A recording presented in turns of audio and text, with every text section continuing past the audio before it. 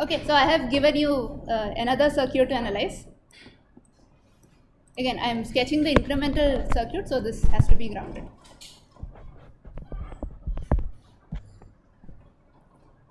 So are you able to look at it and identify something from this? What does this part remind you of? Refer to your notes, you have seen this beast before.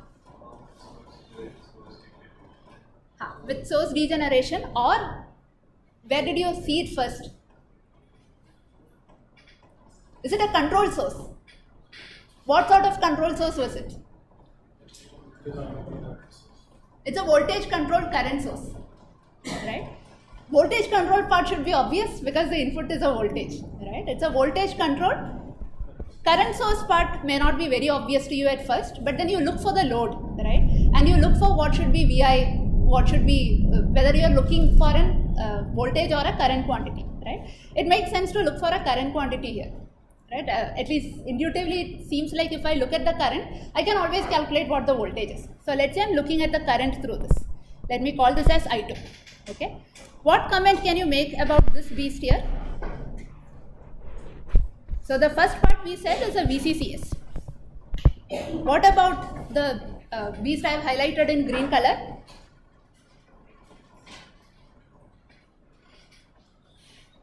What is the input resistance of that beast? Input resistance. What is the input right now? The way I have sketched it?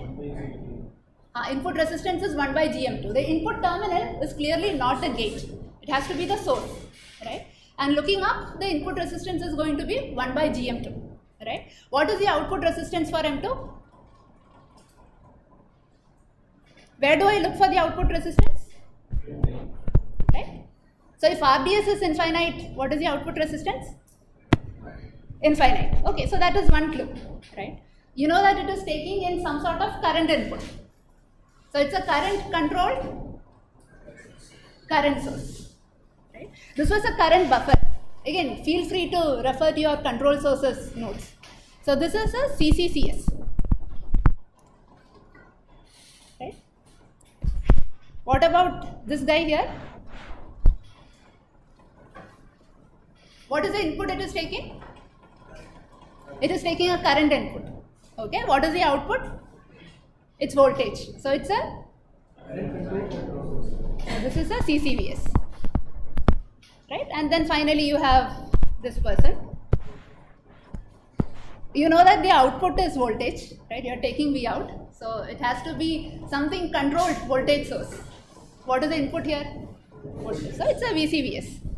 Now all of these are circuits that you have seen, right? We implemented each of them using negative feedback. I just put everything together, right? So if you did not know anything about this circuit and I gave you this whole thing, what would you call this portion as? Right? You take V out, input is Vi, this is a voltage control voltage source, okay? So now let's assume that Gm is equal to infinity. Can you quickly give me the gain of the system, right? What is V out by Vi? So in a negative feedback circuit, right, you know that the transistors, all of these transistors are in negative feedback because that is how we constructed each of these control sources. If you know that the transistor is in negative feedback, when I make Gm to be very, very large such that it tends to infinity, what is the approximation you can make? Voltage gain 1 is for a VCVS alone, right? Only if you take a VCVS. But I am telling you a general single transistor circuit where the transistor is in negative feedback. I make the forward gain very, very large. Any negative feedback system, error becomes 0, right? So what is the error quantity here for every transistor? What voltage? VGS, right? So if I say the GM of all these transistors are infinity, you can assume that the VGS for all of these transistors are 0, right? Now make that assumption. Can you quickly tell me what is V out by Vi?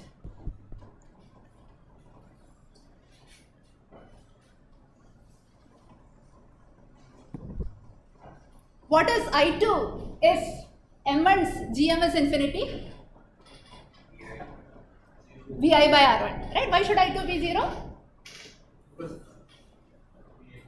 So when you make your error quantity to be 0, I mean it's very easy to say that error 0 quantity into something is giving you 0, right? But it's technically 0 into infinity because the forward gain is very large. So it doesn't work out that way. If you say that the gain is infinity, error becomes 0 and the output is then determined by rest of the conditions of the loop, right?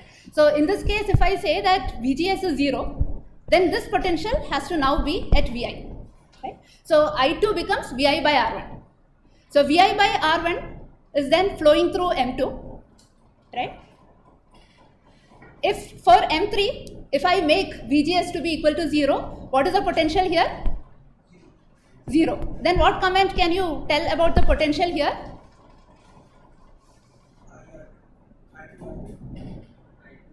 I2 into R2, right? And what is I2?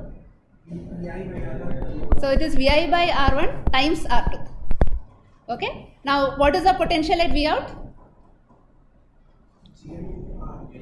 GM is infinity, right? GM is infinity. You assume VGS to be equal to 0. Vi by R1 into R2. So what is V out by Vi? This will simply be equal to R2 by R1. Okay. So for those of you who understood it, now assume that GM is some finite value. You can still assume RDS is equal to infinity and solve for it. Others, please ask me if you have any doubts.